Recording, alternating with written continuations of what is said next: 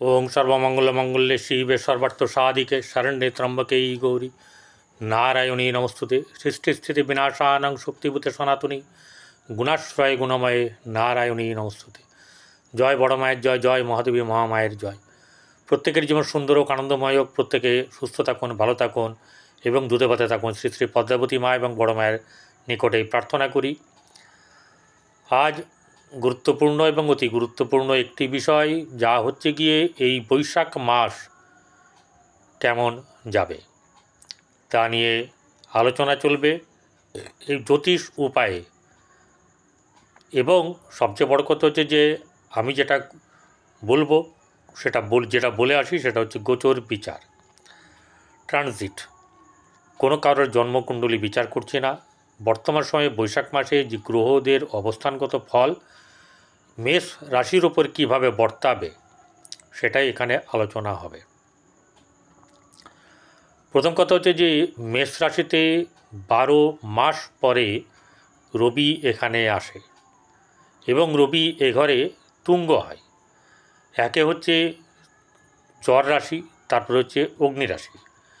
এই দুটি রাশি দুটি চরমতম মানে তপ্ত, তাই রবি এখানে তুঙ্গ হয় এবং এই তুঙ্গস্থ অবস্থায় মেষ রাশি বা মেষ লগ্নের জাতক জাতিকাদের এই যে মাসটা সেই মাসটা কিন্তু খুব ভাইটাল মাস। কারণ কি জানেন? কারণ হচ্ছে যে রবি হচ্ছে পঞ্চমপতি, পঞ্চম হচ্ছে কোণ। 1, 5, 9কে বলা হয় কোণ। কোণ হচ্ছে খুব সুন্দর জায়গা, খুব ভালো, সবচেয়ে ভালো।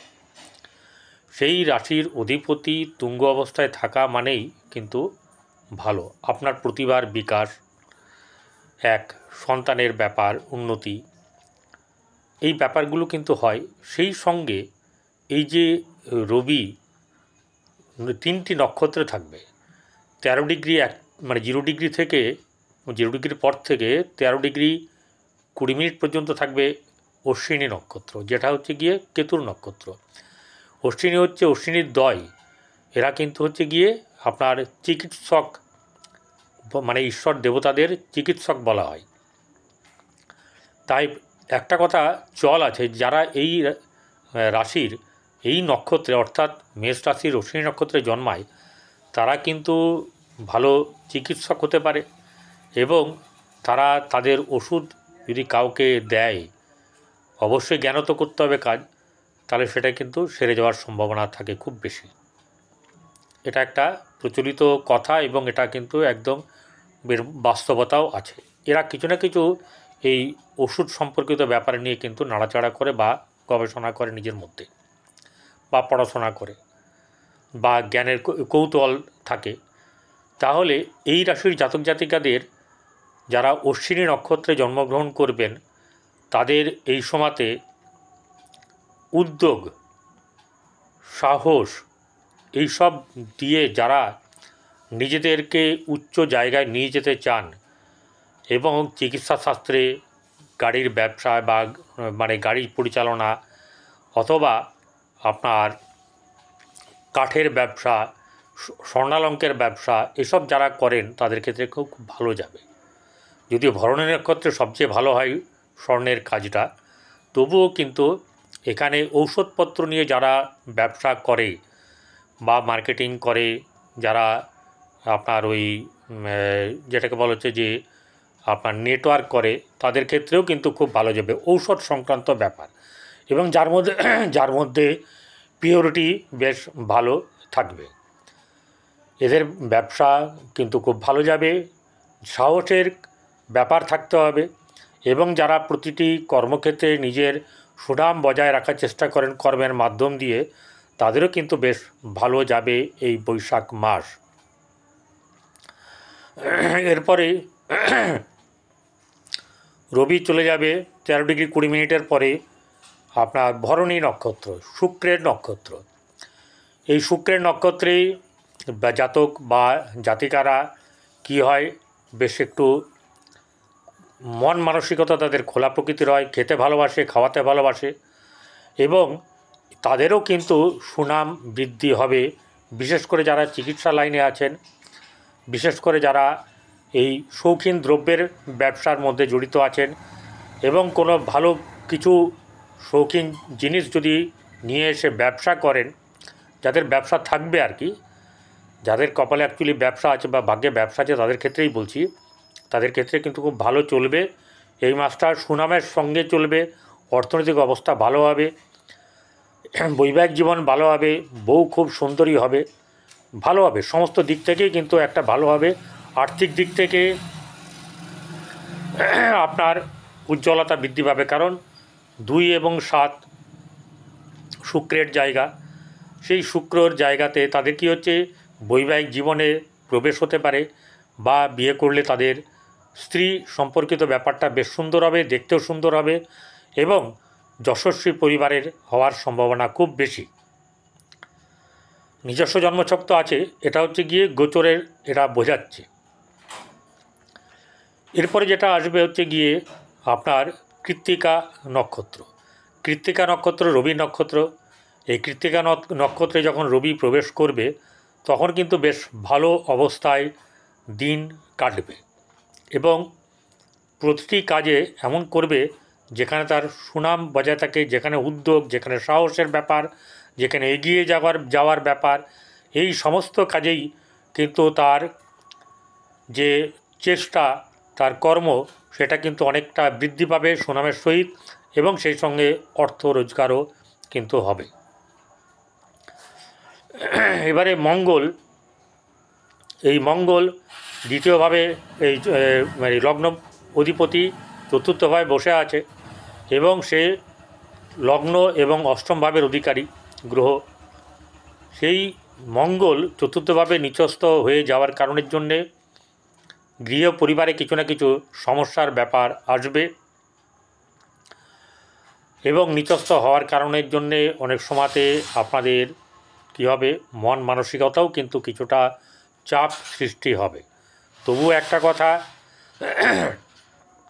রবি যতক্ষণ আপনার রাশিতে বা লগ্নতে আছে ততক্ষণ নিশ্চিন্তে কোনো রকম ধরনের দুর্নাম বা অপযশ কিছু অপমান হবে না।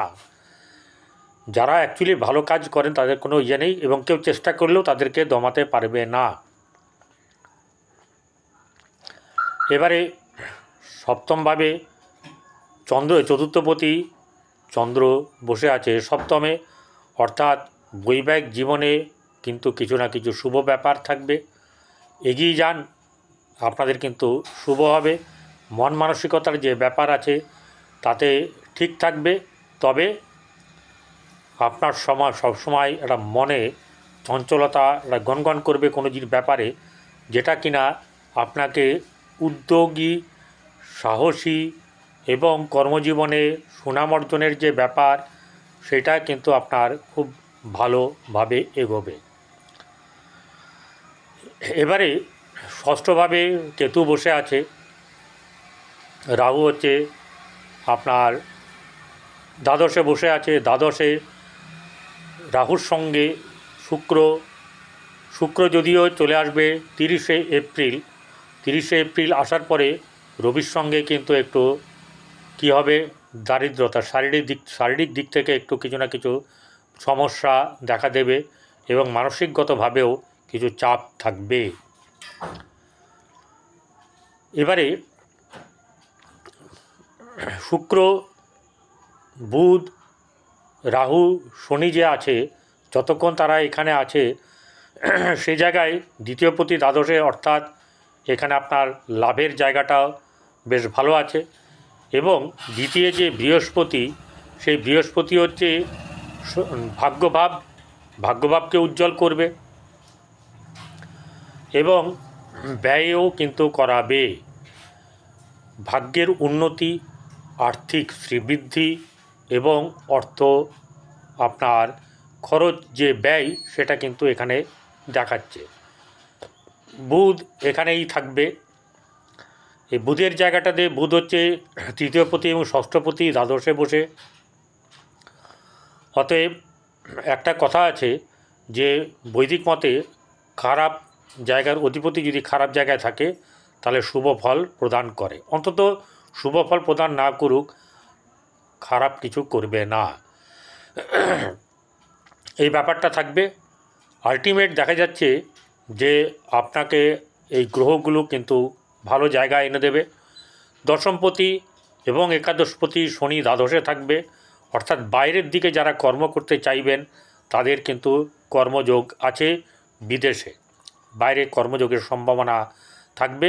মোটামুটি বলা যায় মেষ রাশি জাতক জাতিকাদের বেশ মাসটা ভালো যাবে এবং আনন্দের সঙ্গে কাটবে, উদ্যমতার সঙ্গে কাটবে।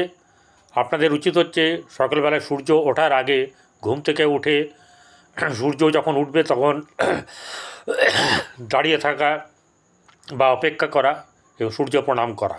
সেই সঙ্গে হনুমানজির জপ চালিসা, হনুমান চালিসা পড়া, হনুমান মন্দিরে মঙ্গলবার করে গিয়ে হনুমান চালিসা পড়া এবং পূজা করা, এতে কিন্তু আপনার ভালো হবে।